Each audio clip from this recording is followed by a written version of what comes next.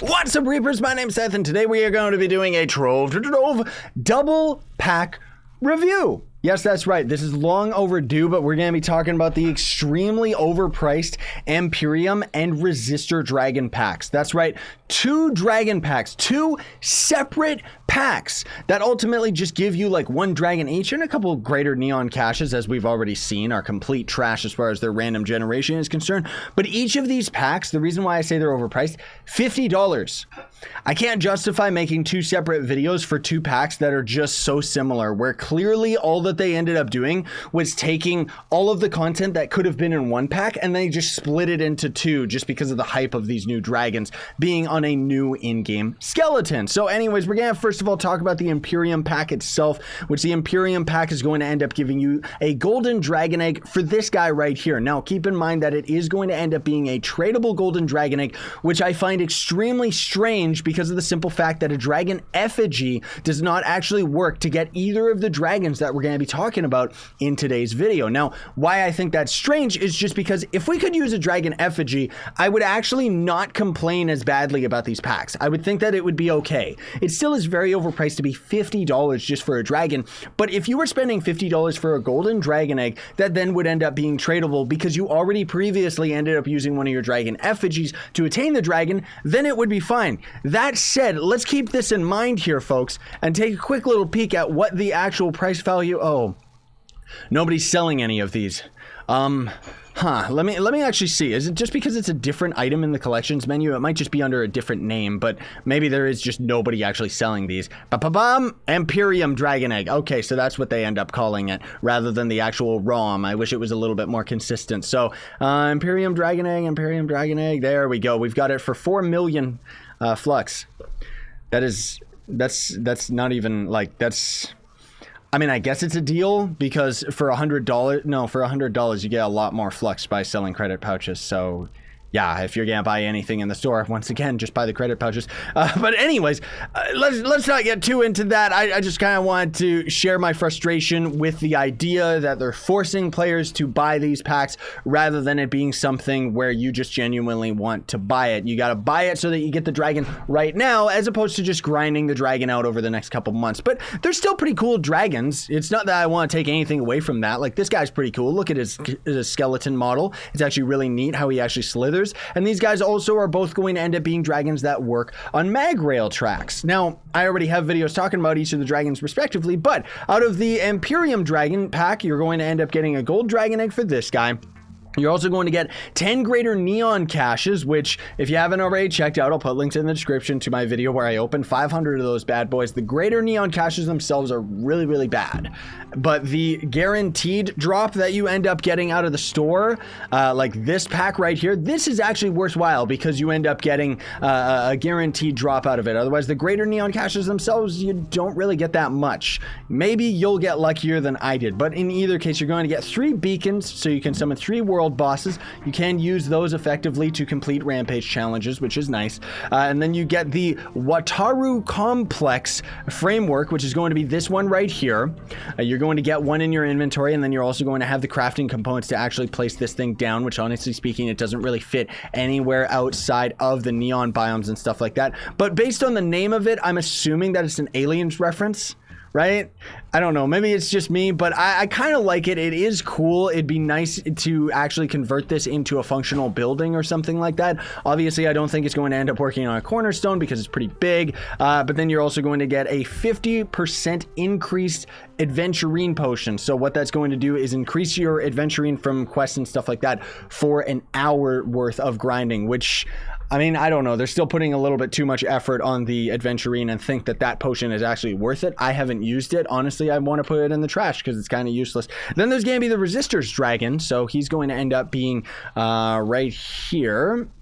Where is it? What do they even call it? Oh, they still haven't fixed these Resistor Vanguard helmets. Ah, geez, that sucks. Oh, no, that's right. He's called like something else. It's like Hoshi Debebebeba. I mean, either way, you're going to get a whole bunch of mastery out of these guys, and I'll show the stats that you end up getting off of them as well. He's a pretty cool dragon too, but again, not really worth $50. Like, it's pretty ridiculous how overpriced these guys are. He is going to end up working on a Mag Rider, but honestly speaking, there's not really that many clubs that use Mag Riders as much anymore. Well, I guess that's not entirely true. You can use these guys in magic or music clubs and stuff like that, right? Which they're pretty cool dragons. Again, I have videos respectively talking about each of them, but the stats you're going to actually get out of these guys is pretty good. This guy's going to end up giving you 7% to attack speed, 1000 max health, and 50 magic find, whereas the ROM dude is going to end up doing pretty much the exact same thing. So that's 7% to attack speed from each of these guys, which ends up making a lot of characters actually pretty good. Like, it actually makes quite a difference just because there's 2 of them. But this pack is going to also include 10 greater neon caches, 3 beacons, which you can throw down for bosses, and then this tower right here, which this one's actually really cool. I like this one. This one you could actually probably use on a cornerstone just because of the fact that it's sized correctly.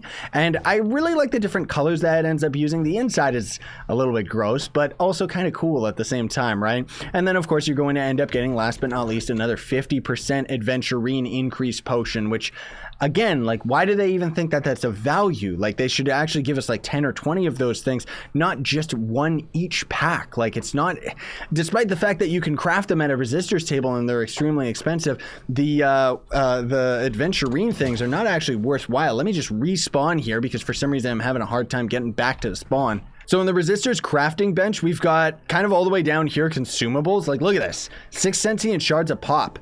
That's pretty expensive considering this thing only works for an hour and only gives you 50% more Adventurine. I mean, I guess if you're going for Blocktron, it's a quick, easy way that you can end up grinding him up. But Adventurine shouldn't be on an hourly basis for the simple fact that most of your time is spent going through loading screens just to end up accepting all of these quests, unless you're doing the ones in the neon biome, outside of like these guys right here, which are kind of disgusting. But anyways, you don't care about any of that. Are these packs actually worthwhile? Honestly, I can't recommend them. Like, I really wouldn't, because crafting these dragons, though expensive, my good pal Nintendo Gamer, for example, he hasn't bought in the packs, and he can already end up getting one of these dragons soon, because you're going to be able to get them right here, or you can just get them out of a Dragon Crucible, obviously. But you can see they're pretty expensive as far as all the resources, but most of all, those sentient shards are what's going to throw it over the roof as far as the amount of grind time that you're going to need right here. Now, each of those beacons that you end up getting out of the packs is going to guarantee you a sentient shard. So if you end up buying both of the packs, that's 6 sentient shards for free, and then a whole bunch of other resources that you're going to end up getting out of the greater caches. It's not that the packs are entirely bad, it's just the value to the content that you actually end up getting out of them is very, very lackluster compared to a lot of the other things that you can buy in the game. Not to mention the Vanguard pack itself, which is also going to be $50, and you get a whole new class out of it, not just dragons for the sake of extra magic find. Because honestly, that's the only reason we're getting dragons nowadays. They're just putting too many of these guys into the game. But either way, let me know what you all think in the comment section down below. Maybe you think that the packs are actually worthwhile. I bought them, obviously. You know, I'm the Trove guy. It's expected of me. Plus, I've been playing this game for years. Of course, I'm going to buy these packs, and no complaints about them. But would I actually say that these are a good deal? Heck no, dude. I would never lie to anybody in saying that it's worth spending $100 just to end up getting a couple of in-game items, especially again compared with the fact that you can end up buying a whole bunch of class packs for the same price, and you're going to get a lot more gameplay out of it. Not to mention the Vanguard, I personally find to be like the funnest class in the game. I know not everybody does, but that's my argument, is the fact that you could just buy the class. And if you want to actually save the money, the funny thing is you could actually get the Vanguard for even cheaper. If you end up buying it through the credit pack, you're going to be able to get the class technically for around like $20 to $23. Or if you're just grinding it through outright flux, let's just take a quick little peek. And I know that I'm really overanalyzing this, but I just wanted to make a point. Credit pouches on PC anyways are at 98,000.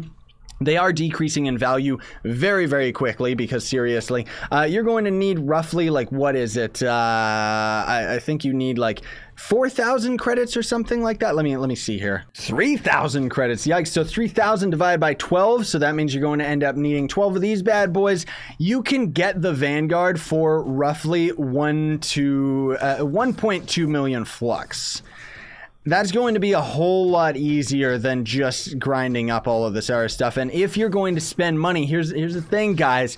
It depends on what you want to end up spending your money on. That's kind of the argument that I always make with all of the different packs and stuff like that is, do you actually want to spend $100 on just the dragons? Or would you rather spend $100 on credit pouches, sell all of them, get the Vanguard class itself, never mind its costumes, and then you still will have tons and tons of extra flux left over to end up buying other items. Like, it just, I don't know. Maybe I'm overanalyzing it. Maybe, honestly speaking, I've played Trove for too long.